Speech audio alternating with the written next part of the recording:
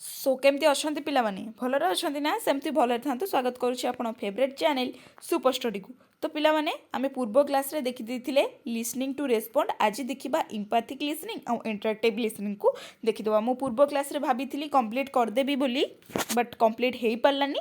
आज कंप्लीट करदे ठीक अच्छे। आज कौन देखा कि इम्पैथिक लिसनिंग देखा और इंटरैक्टिव लिसनिंग को देखा ठीक अच्छे। चलतु तो पिला माने एठी इम्पैथिक लिसनिंग ए जो इम्पैथिक लिसनिंग अच्छी से इम्पैथिक लिसनिंग माने कौन फास्ट बुझ से जो इम्पैथिक लिसनिंग रहा सेठी कौन जे लिसनर माने जे शुणुची से कौन करिवो से केवल स्पीकर वर्ड के से कौन कहूचे सेटा नुहे ता फीलिंग्स को बुझाउ चाहिए माने से को माने एमती कौ परिस्थिति पड़ी से इमोशनाली कहूँ कि हापी वे रे कहूँ कौन कही माने कौन फिलिंग्सटा तार रोचे सेटा को सी बुझे कौन ना इम्पैथिक लिसनिंग रे। तापर इंटरैक्टिव जो लिसनिंग रहा सेटा हूँ इंटरैक्टिव लिसनिंग जहाँ एक्टिव लिसनिंग भी सेया हो माने जो थे कि बोथ लिसनर आउ स्पीकर पार्टिसिपेट कर लिसनर किसी माने सॉरी स्पीकर किसी कहूथिबो लिसनर किसी रेस्पोंड करूथिबो हैला। मु पढ़ेबे मु फास्ट ओडिया रे जेमती आपनको क्लियर कर दउथली सेमती टिके आपनको क्लियर कर दउछि ठीक अछि।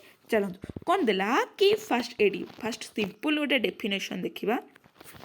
कौन से कहला कि empathic listening is listening to understand the speaker's feeling and emotion. Empathic listening हूँ गोटे लिसनिंग सेटा कौन करे ना टू अंडरस्टैंड बुझा को चेष्टा करे कहार ना स्पीकर फीलिंग स्पीकर कौन भावना रोचे आउ इमोशन को मध्य बुझा को चेष्टा करें इम्पैथिक लिसनिंग। जदि आपन को 2 मार्किया क्वेश्चन पचार आपण को आराम से लिखिदेवे गोटे एग्जाम्पल देदेवे मुझे एग्जाम्पल दूसरी। चलतु गोटे लंग माने इम्पैथिक लिसनिंग को भल से टिके बुझा।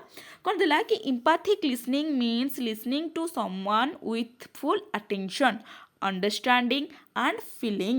In this type of listening we try to understand the speaker emotion problems and situation not just their word। से कौन कहूँ ना इम्पैथी लिसनिंग हूँ जनकर माने जो स्पीकर रोची से स्पीकर को आमे फुल अटेंशन देके सुनिबा ता फिल्म को बुझिबा को चेष्टा करिबा।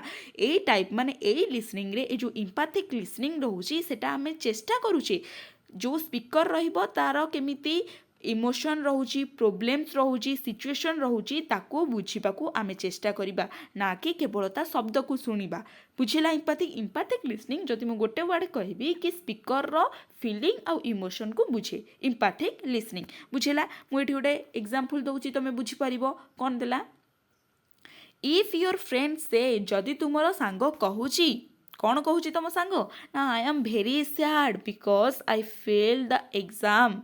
नॉर्मल लिसनर कौन कही था ना ओके नॉर्मल लिसनर कौन ओके नॉर्मल जे लिसनर बट इम्पैथिक लिसनर कौन एठी कहबो ना इम्पैथिक लिसनर एठी कहबो don't worry I understand how you feel मु बुझुची तमे व्यस्त हो ना मु बुझुची यू कैन ट्राई अगेन तमे आउ थरे ट्राए कर it I will help you मु तुमको सब प्रकार साहाय्य करी।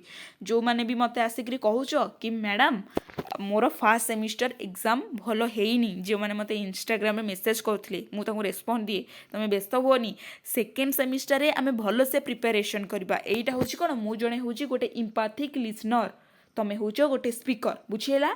तो इम्पैथिक लिसनर कौन है ना सेटा कौन ना जो स्पीकर रहिबो तार इमोशन फीलिंग आउ प्रोब्लेम को बुझा को बुझुथिबो। तापर आउ गोटे एग्जांपल ना गोटे एग्जांपल अछि बोधे हाँ एग्जांपल दे this is empathic listening because we understand feelings not just word.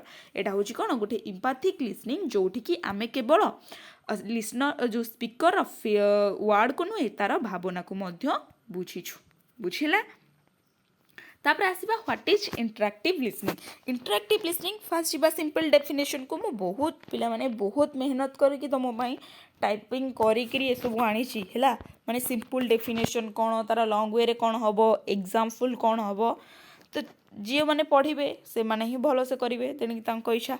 कौन देला कि interactive listening means listening and actively तुम लिसनिंग कर कौन ना actively participating in communication by asking question and giving respond. कौन ये गोटे जोटि कि माने स्पीकर आउ लिसनर दी जन ही दी जन ही कम्युनिकेट कर पारे। से कौन कहूँ कि interactive listening means listening and actively participating in communication by asking question and giving response बुझेला तापरे लॉन्ग वे रे जीवा कौन देछि कि interactive listening is a type of listening where both speaker and listener actively participate in communication.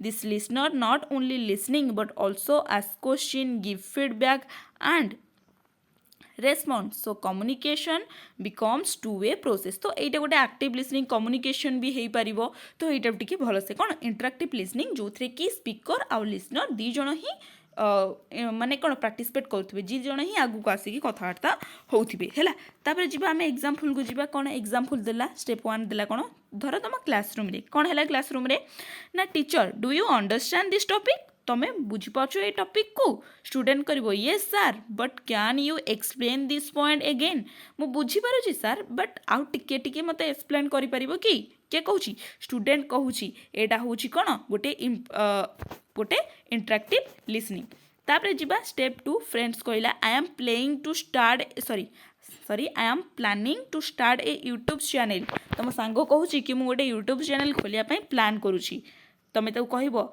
O that's great what type of video you will make बहुत भल गोटे भल चिंताधारा बट को टाइप तुम वीडियो सेठी अपलोड करिवो तो एटा होची कोन गोटे इंटरैक्टिव लिसनिंग बुझिला एटा होची कोन गोटे इंटरैक्टिव लिसनिंग तो आमे देखिले कौन देखिले आज ना आज आमे देखिले एम्पैथिक लिसनिंग कौन एम्पैथिक लिसनिंग माने हैला कि जोठी लिसनर स्पीकर रो इमोशन फीलिंग और प्रॉब्लम को बुझी पारुथिबा और इंटरैक्टिव लिसनिंग होची एडा गोटे one type of active listening कहि परिबा कम्युनिकेशन भी कहि परिबा जोटी कि स्पीकर आ लिसनर दी जण ही आगो आसी कथावार्ता हेई पारुथिबे कोथरे ना इंटरैक्टिव लिसनिंग रे बुझिला तो एतिकी थिला आपन को आई पार्ट आज सरीगला नेक्स्ट आमे जीवा स्पीकिंग रे कोन अछि से सब देखिबा तो आशा करछि वीडियोटी बहुत हेल्पफुल हेइथिबा जदि भी हेल्पफुल हेछि लाइक कमेंट शेयर निश्चिंत कर देबे नोट पाई मते जमा भी कहंतुनी यूनिट सरीले मु निहाती आपन को नोटटा प्रोवाइड कर देबी तो रहिली नमस्कार जय जगन्नाथ।